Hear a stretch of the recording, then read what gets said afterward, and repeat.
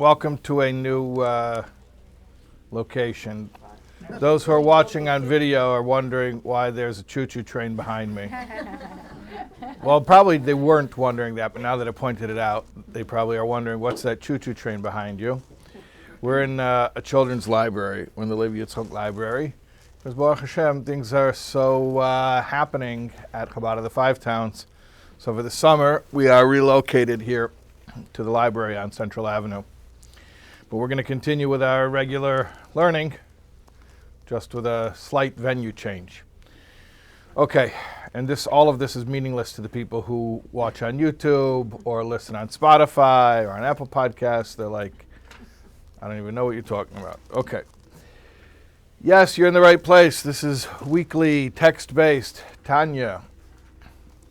And we are on chapter 22. Chaf base. As we said when we started Perek Yud Ches, we're on a journey that takes many prakim. These are the most confusing prakim. Now, I've been misunderstood before, and someone said, Rabbi, you said these are the most confusing prakim. There are prakim that are more confusing. That's not what I said. I said not that the most confusing ideas are in these prakim, but that taken as a whole, it is very hard to keep track of the thread of ideas that's going from Yud Ches until Chaf Hey. So there may be more difficult ideas in Tanya, but to keep track of the conversation from Yud Ches through Chaf Hey, for that you need a good memory. So I just want to recap. Yud Ches, we started off and we said, we're going to get access to some high-powered love and awe of Hashem without having to generate it through meditation, which is the normal tried and true way, is you create emotions through meditation. That we know. And we haven't given up on that. We're using this as a temporary measure. And we said that this love is already installed in us because it's a Yerusha, it's an inheritance we get from the Aves. It's called an Ava Mesuteres, a latent love, which also implies that it's hidden, which it is until it's triggered. How is it triggered? By intense circumstances, usually a test of faith, do or die, moment of truth. In Yud Tes, we spoke about the nature of the soul is not unlike the nature of a flame, which Matzah Shabbos, we were lighting the Havdalah candle, and I was showing the kids how to get the Havdalah candle going. You just have to turn it upside down. And I explained to them, you know why? Because it's the nature of flame to want to rise aloft and rejoin its source underneath the lunar sphere. And they looked at me like, you're looking at me. But that's what it says in Tanya. And you don't have to know what that means. And I did it purposely. I said something purposely that I knew was cryptic, because he says right there in that chapter that that's what Teva means. Teva is nature. Nature is any phenomenon that we know it occurs, we just don't know why it occurs. Like, we could describe the mechanics, we could describe how it happens, but ultimately, why is it that way? That's the way that it is. So the nature of the flame, but the point is, we're not talking about flames, that's a mushal. It's just a metaphor, We're talking about the nature of the Jewish soul to want to lose its own entity or its own identity and to become subsumed within the oneness. That's its nature. It's sort of counter to self-perpetuation, which is an anomaly within all of reality. Everything is sort of built with an MO to preserve itself, and the Jewish soul just wants to lose itself in Hashem. And then in Chaf, we said, okay, how's this information going to be useful to us? Like, how are we going to use this information to align ourselves emotionally with perfect mitzvah observance? So we said, well, first of all, we're going to do a reduction here. And we're going to say, yes, I said the disclaimer, and I'll say it again, that this is an oversimplification for the sole purposes of this tool. Do not infer from this a general worldview. In fact, specifically not infer. Hear me very explicitly saying, this is not the general worldview that we adopt. However, in the context of this tool, chapter 20, we say, one must view all behaviors as binary. Do they connect you to God or do they separate you from God? Are they worship of God or are they worship of idols? Why are we doing that? Why are we trying to reduce everything in such a intense, extreme black and white way? Because we know you have a trigger that will get triggered if you're threatened with the worship of idols. If we can reduce all prohibitions to idol worship, then we figure maybe you'll get that adrenaline rush going, even in situations that you normally would have discounted as minor infractions. Okay, so then to understand properly how we can really assert that all mitzvahs are either the worship of God or, God forbid, the worship of idols, we started in chapter 1 to talk about that all of reality is nothing more than speech. And just like speech has no real existence unto itself, so too the worlds have no real existence unto themselves.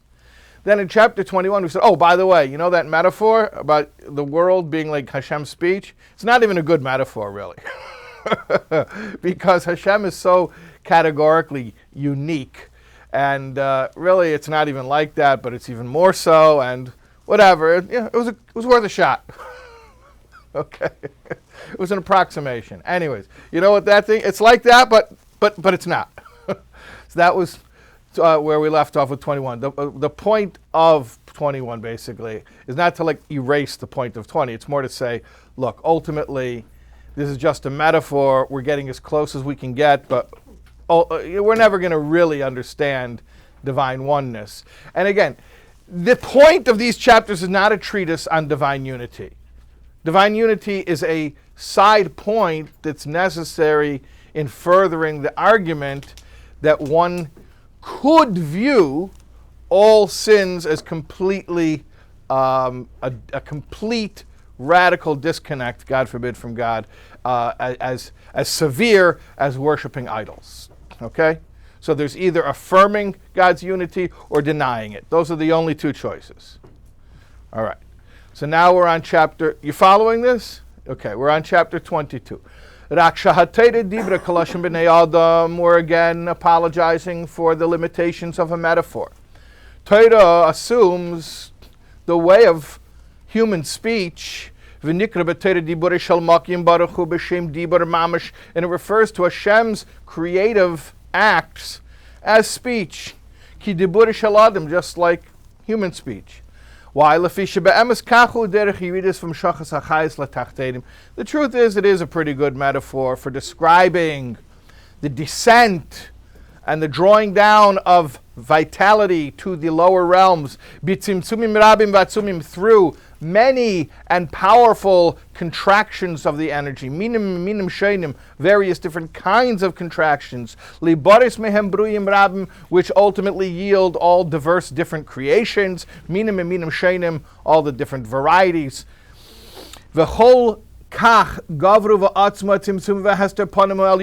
Now, these concealments were so powerful. These concealments, these compressions of godly revelation were so powerful until it could actually yield impure things and what we call klipa. Remember we learned about klipa before? In sitra achra. Remember these terms? Klipa and sitra achra. Klipa means the husk.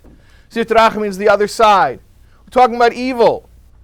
That the concealment of God's light is so severe that not only Hashem can create otherness, which that itself is a feat, or not real otherness, but the appearance of otherness, Hashem can create the phenomenon, at least from our perspective, that there is something other than Him, there's creation, but even more so, Hashem can actually create the phenomenon of what we call evil.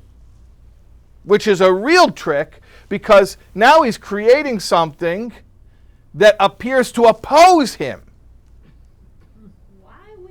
Why would he do that? I don't know. And that is not the subject here. Why do bad things happen to good people? And I told you last week after the class when no one was around, now you're going to get outed. What chapter are we going to talk about bad things happen to good people? Not too far. Guess. Say a number. I bet you get it right. 27. 20. What? What'd you say? I said 27. 26. Pretty good. Should go to Atlantic City with that. Okay? You make more money at roulette. What? Get the prize. So, remember you said there's nothing out of Hashem? Nothing out of Hashem, right. Okay, so, here it's talking about something that's lower. Lower than what? Something that's going down. Down from what? Lower, right. You're questioning this whole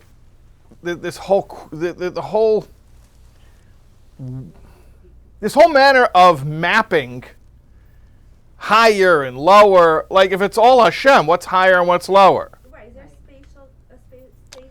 So obviously it's not spatial, right? What? Is that the tzimtzumim? Well, we are talking about tzimtzumim, yeah. Okay, so here's the deal. What if I would tell you, I'm pretty impressed you guys are dealing with such a high-level class. And what if someone would say, I don't know, I thought it was street level. In fact, last week you used to go upstairs at Chabad. This week you walked right in from Central Avenue. Maybe the class went down. That's very good. Is that good? Yeah, you like that? I got that from the Rambam. Rambam says that higher angels don't mean that they're standing. They're higher, like, because there's no space, but rather they have a greater understanding of Hashem. So it's abstract, spatial. So what we're talking about, higher and lower, we're talking about degrees of revelation and concealment. So the less concealed is the higher. The more concealed is the lower. Is that something that... And the lowest concealment is that God would create something that appears to oppose him. Go ahead. Right, and is that our doing or his doing? Do we create that we're at a lower level of concealment, or does Hashem make himself at a lower level of concealment?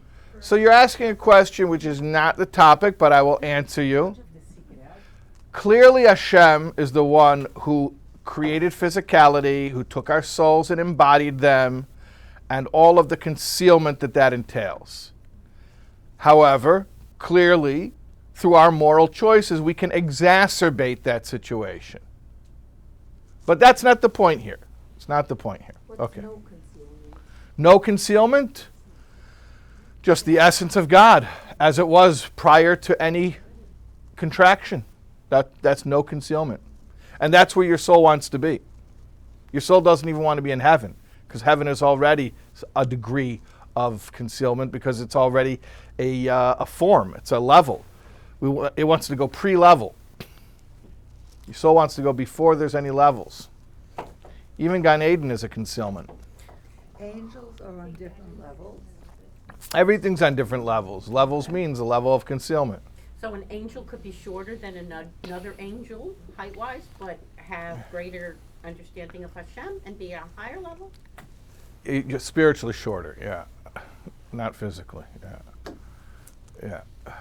It's like saying a heavy idea. Well, how much does it weigh?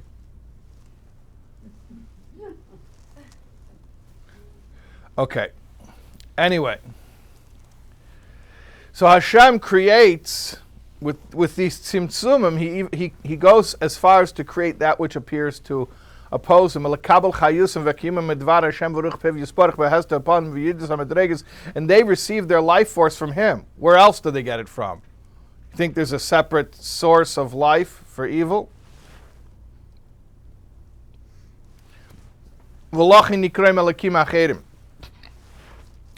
That's why they are called other gods.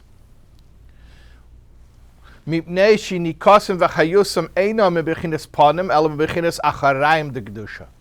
Acherim, other, is similar to another word in the Holy Tongue, acharayim, back. So these are the back entities. What does it mean they are from the back? Upirish acharayim, from the back. Like somebody who gives something to his enemy begrudgingly. He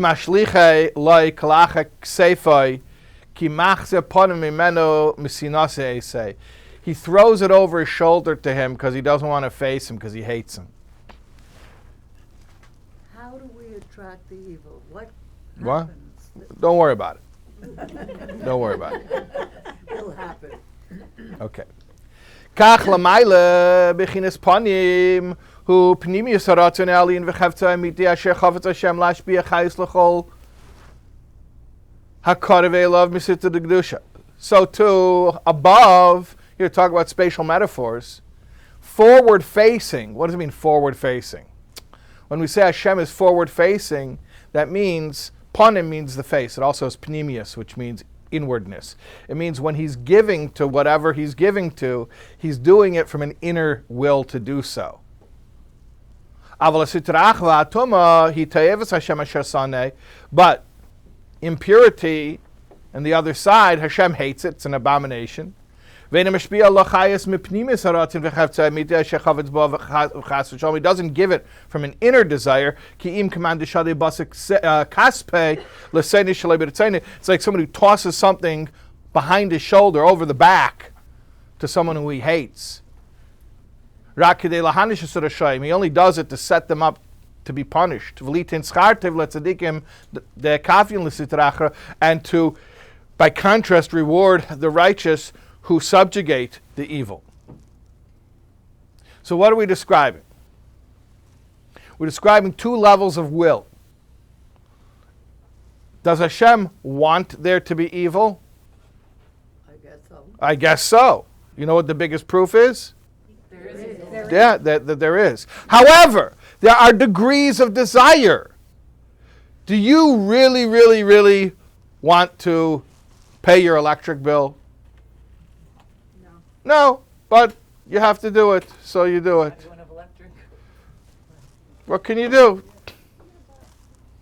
Do you really want to feed the meter? But that's for the good. Oh, we'll get it. That's for an apparent good. Well, this is also, he says, for an apparent good. That this creates reward and punishment, which is integral to the system. So it has a purpose. But that's the point. But that's the point. We're not going to get sidetracked into a philosophical discussion about why evil is necessary in Hashem's system. What we're understanding here, what's important to understand, is that nothing's happening without his will. However, there are degrees of will. So there's that which he really wants, and that which, technically, if we could figure out a way to avoid this whole thing, I would rather just skip it. So evil only exists in order to reach something that he really wants. And by the way, it's not even just 1, 2 like that. Sometimes there are multiple steps. So it's not that I want this thing that I'm about to do. I'm not setting the alarm because that's my deepest desire. Setting my alarm so I can wake up. But even waking up at a certain time isn't my deepest desire, so I can be on time for work. But even being on time for work is not my deepest desire, so I can get my paycheck. And even my paycheck's not my deepest desire, so I can support my family.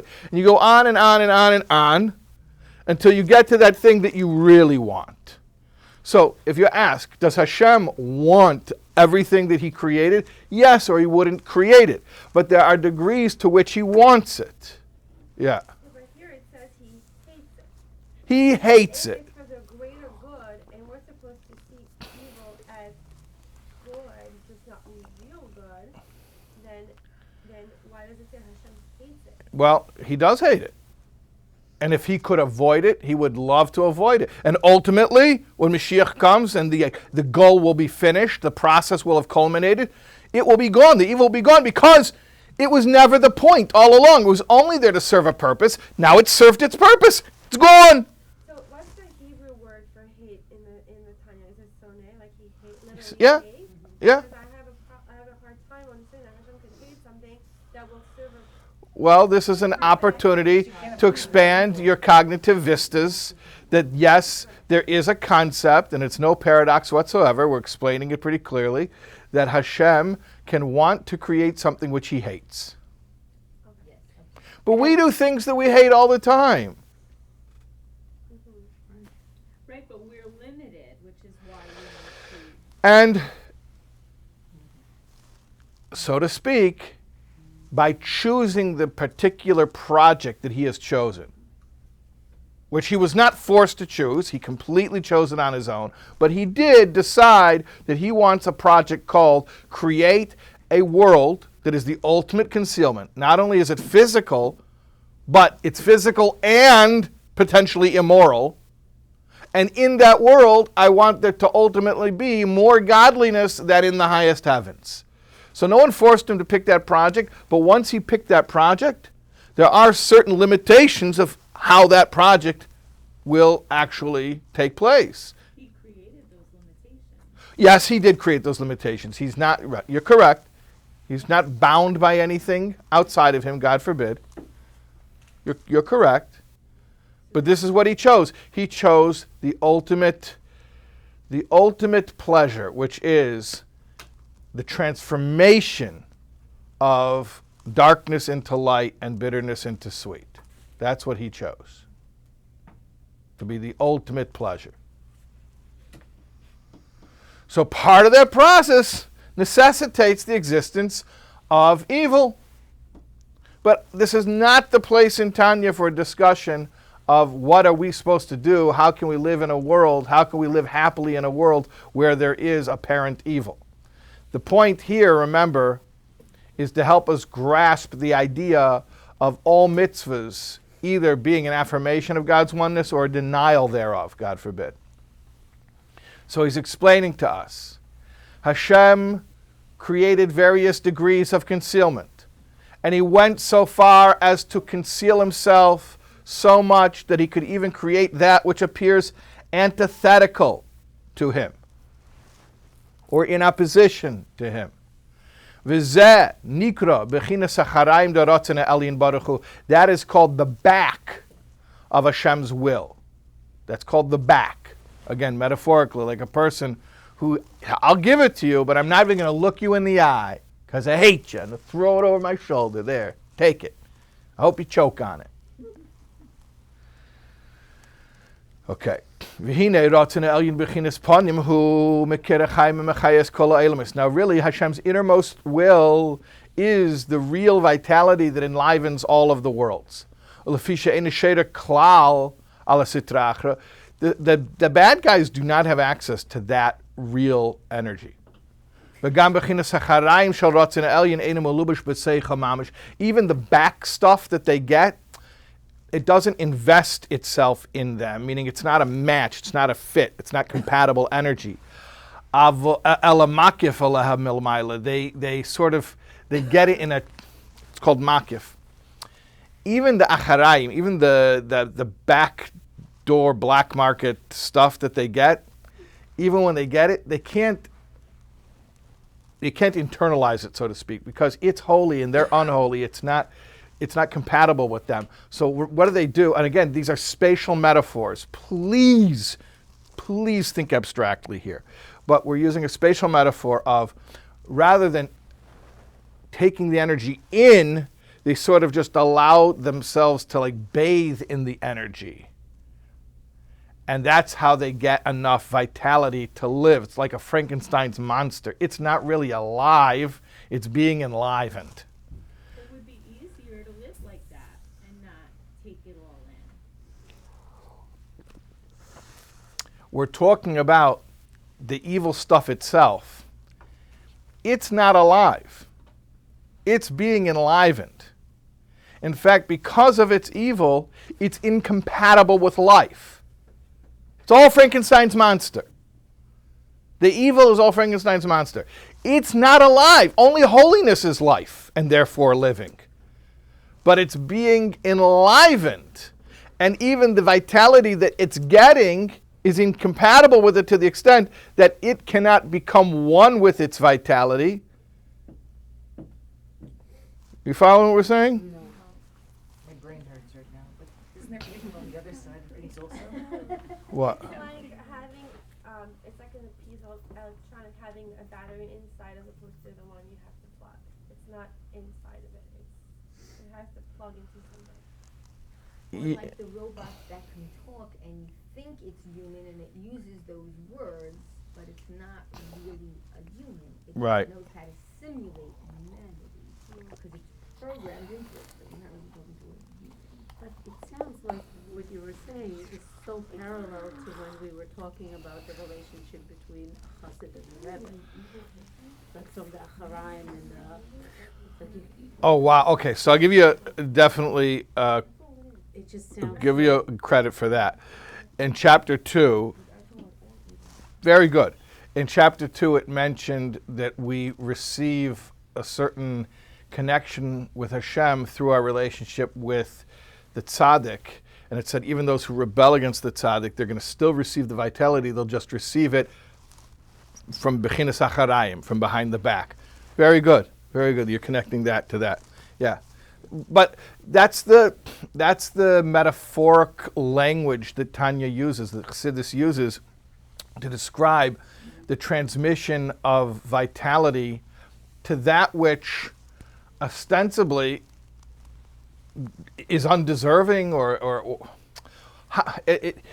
it's a way of visualizing this perceived contradiction. Like Hashem wants it, then it's not bad. No, it's bad. Oh, so then why would he want it? And the answer is, well, it serves a purpose for now, and as long as it serves a purpose, it's going to be around, but ultimately, when it will have served its entire purpose, it'll be gone. So even now, when it's being enlivened, it's just being propped up. It's not compatible with life itself. It'll never become truly living. And it's being propped up for a very specific agenda. That's all we're saying. Please don't try to grapple with your emotional struggles about the problem of evil in the world, because this is not the place in Tanya that deals with that. As we mentioned earlier, chapter 26 will deal with that. Right now, we're only talking about this to help us visualize divine unity. We're trying to understand what is the opposite.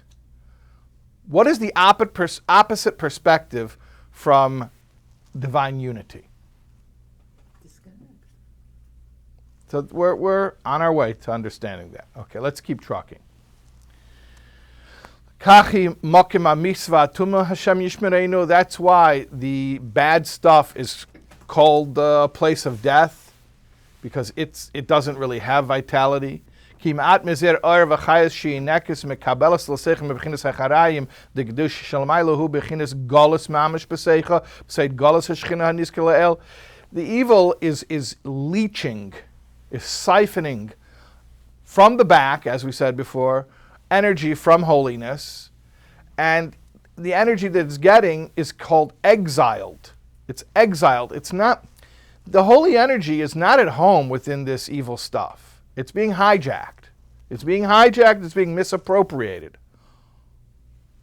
That's why these negative energies are called other gods, or the gods of the backside. And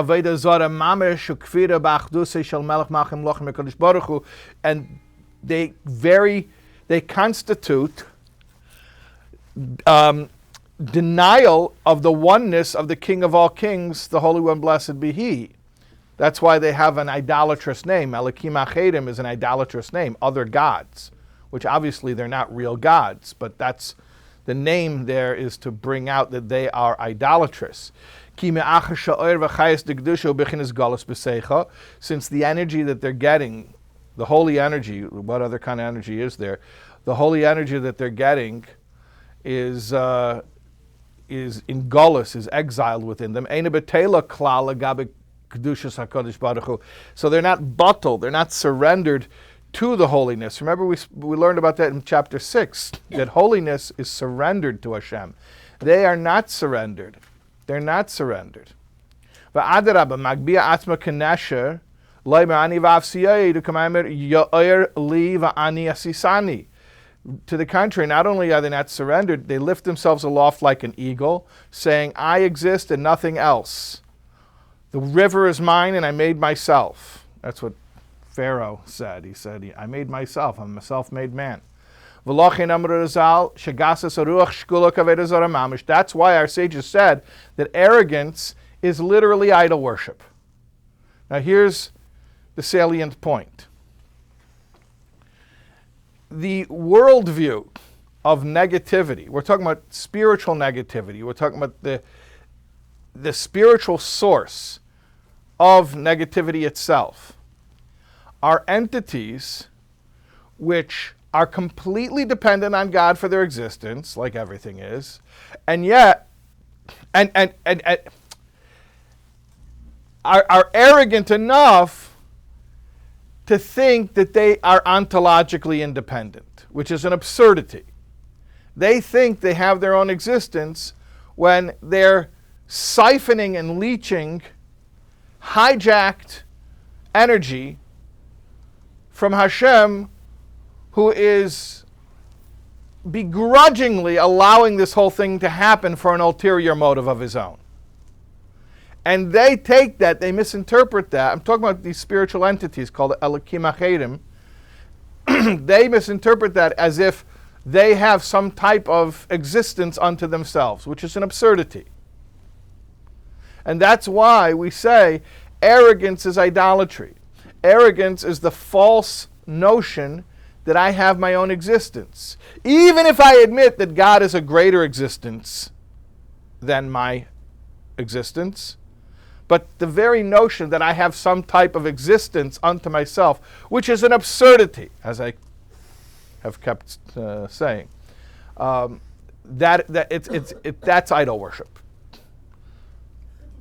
So how does that work with free will? I mean, if we don't have anything but Hashem, where does the free will come in? You should be asking the opposite question. Okay, ask it. No, because he's explaining here very well how free will exists. Because of the this intense concealment, obviously it allows for an illusion of independence. He's not saying that it's a complete delusion that somebody would think that they are ontologically independent. He explains very well where that impression comes from. He just says that if you're at all intelligent and intellectually honest, you will realize it's an impossibility. So the illusion we get, just don't be deluded by it. Yeah. I'm having a hard time reconciling this thing with the evil in the back, because when I think of the back, I think of the spine, which holds up the front and the back. So how can I... Tell me when you're finished. Yeah, I'm always finished. How did that feel? Did that feel like I was paying attention to you? I'm used to it. Turning your back on someone... Turning your back on someone, now I'm looking here though, turning your back on someone is a sign that short of walking out of the room, I'm giving you the minimal amount of energy that I can give you. Go ahead, keep talking, go ahead, keep talking. Let's unpack that. So, there are things Hashem creates and he's like, here, have some energy. That's what he likes. Then there are things he creates. He's like, yeah, take it. So he gives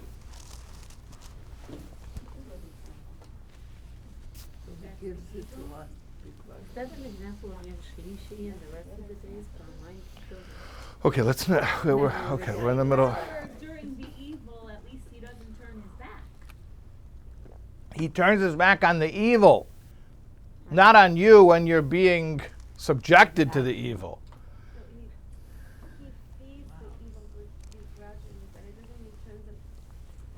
Look, evil doesn't have life. How can it exist? It has to get its life from somewhere. So it's basically Hashem sets up the situation where he knows these guys have their RV parked in his backyard and they're running wires to his meter, and the main line, and they're stealing electricity, and he's letting it happen. And he has to pretend he doesn't see it, because really it's not supposed to be, but it's part of the plan.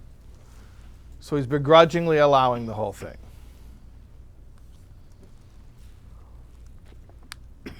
Okay, V'lachin amar, we said, V'lachin amar, this is the most important part of the chapter. V'lachin amar razal, shegas saruch shkula ka'aved zara mamish. Arrogance is idol worship. Ki iker v'sheish aved zara. What is idolatry? At its root, hu ma shenechshav l'davar b'fnei atzmei. Really, aved zara is just the belief that one has existence separate from Hashem. Nifrid mekdushas shel makim, separate from the oneness, separate from the holiness of Hashem. V'lai kfira b'Hashem legamri. It doesn't mean atheism. K'di isa b'Gemara de korelei alaka de lakaya. Like it says in Gemara, that the idol worshippers refer to God as the God of the gods, the head of the pantheon. Idol worship is not atheism. In truth, atheism is not even atheism, according to our definition, because theism, at least the very liberal definition of theism for the purposes of our argument here, is the belief that anything has existence. So, if you believe that anything other than Hashem is ontologically independent, has some existence for itself, even if you concede that Hashem is the source of all other existences and is great, and whose existence is greater than all other existences, that is called idol worship. Idol worship doesn't mean the denial that God exists. It simply means the denial that God is the only existence. And that's why arrogance is idolatrous, because arrogance is the belief in one's own existence, which is not true. I don't have my own existence. I am, and everything else is an extension of Hashem's one true existence. How are we doing with this conceptually? Okay? Yeah? Is there such a thing as, because they say that when a person is arrogant, it's really... Arrogance here does not mean being a hot shot. Okay. Arrogance means that you think that you exist in some type of autonomous way. So even if you say, I'm a loser, no one likes me, I'm never good at anything, but I do exist and I'm not dependent on another force for my continued existence, that's called arrogance.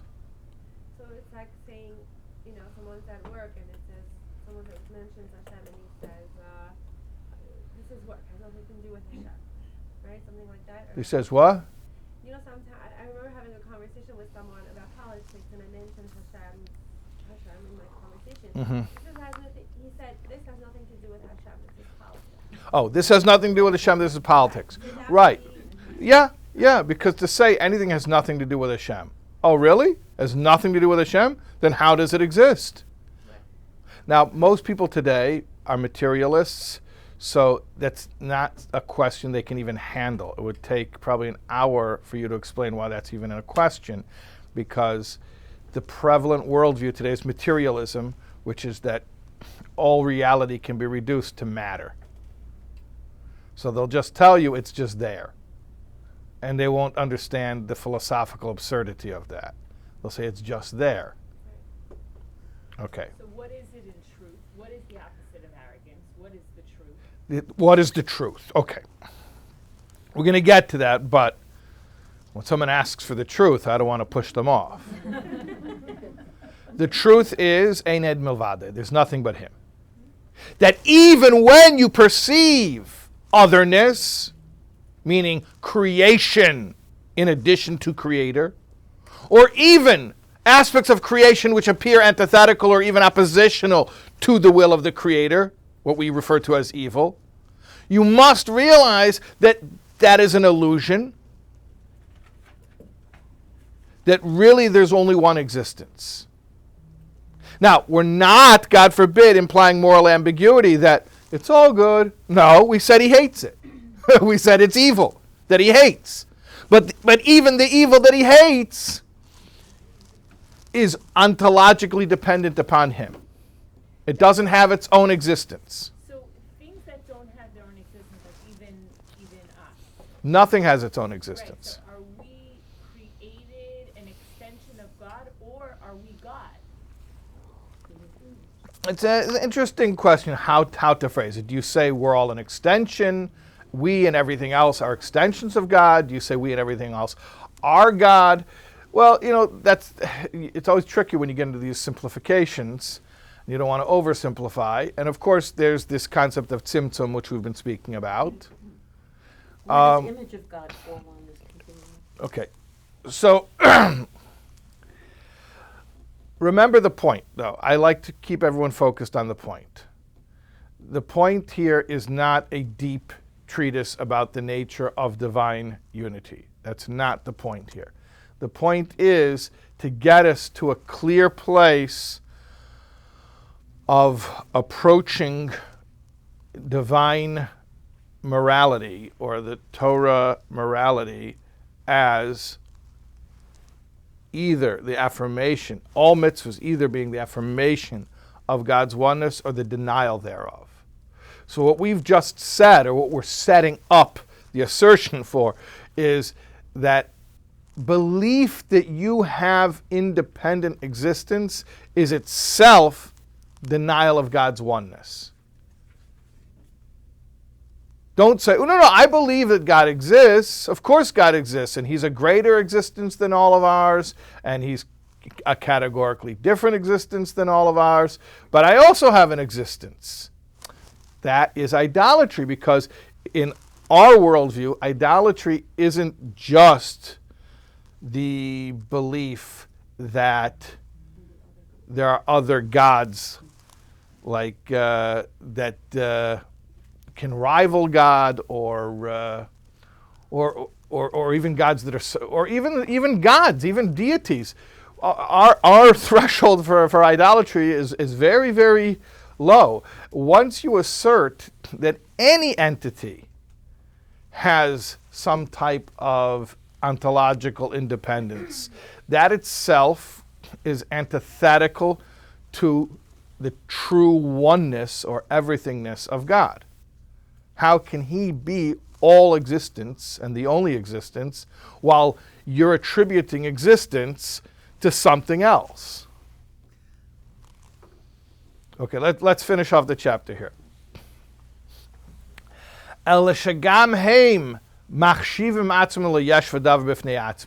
These idolatrous entities, they see themselves as existing. When they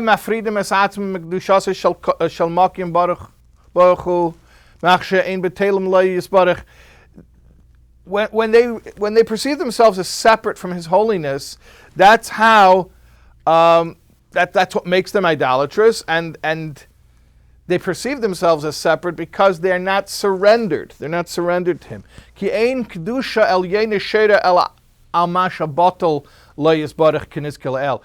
As we mentioned earlier in chapter 6, holiness only rests on that which is surrendered to it. That's why in the Zohar, it refers to negative spiritual energies, or these idolatrous entities. It refers to them as Ture de Pruda, that's Aramaic. Zohar is in Aramaic. Ture is plural, mountains. Pruda means separation, mountains of separation, peaks of separation. Imagine you go out and you look at a plain. It's just flat land. It looks like the sea. I heard when Lewis and Clark got to the other side of the Mississippi and they saw the Great Plains, they said it's like an ocean made out of grass. So, I don't know if any of us have ever seen untainted nature like that. Have you ever been standing in the middle of a plain where there's no obstruction as far as the eye can see, no man-made structures? You just look. You ever seen this? What? In the desert? The desert, you can get that. Yeah, you can get a similar thing in the desert. If it's a flat desert, yeah, it's just flat. Uniform, homogeny. So mountains represent like these breaks in the topography. Boom, there's a peak, and there's a peak.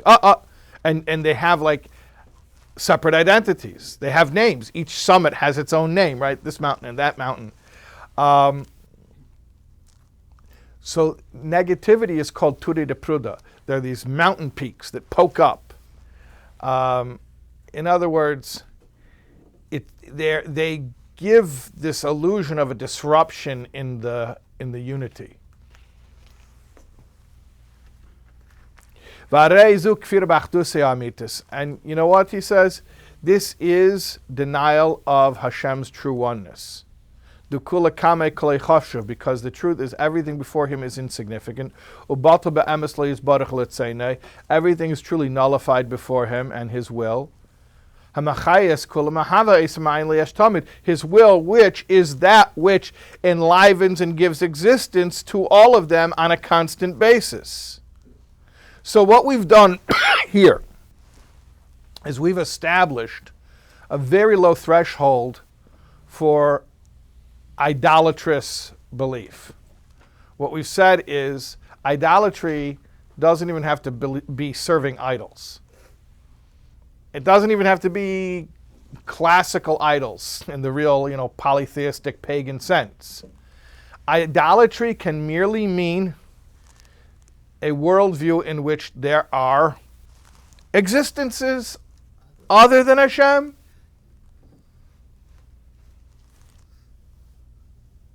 And if you really want to go where I didn't want to go before about, the problem of evil, and, the devil made me do it and all that kind of stuff, if you say that evil exists separately from God, precisely because it's so evil, I don't want it to be part of God's system, so I sort of brand it as being its own thing, its own entity, its own reality. Well, what do you say? That is the Avodah Zarah. That is Avodah Zarah. It paints such a bleak picture of reality, of what is. Wasn't it supposed to be like that originally? What was supposed to be? Evil was supposed to be separate? Separate and identifiable, not mixed in. Yeah, and the sin of the tree of knowledge got it all mixed together. So you broke the yoke. I wanted a sunny side up and you made it scrambled. You ever seen a toddler cry when you turn sunny side up into scrambled? That's what happened. Now go put it back. Rabbi, I'm fixated on free will. Why are you fixated on free will? It's not about free will. Don't worry about free will. No, because that's not the point here. Wrap your head around one concept. This is all that matters in this chapter. We have set forth a very radical definition of idol worship. We all know that idol worship is a sin. In fact, we know it's a big sin. In fact, we probably all know it's the biggest sin.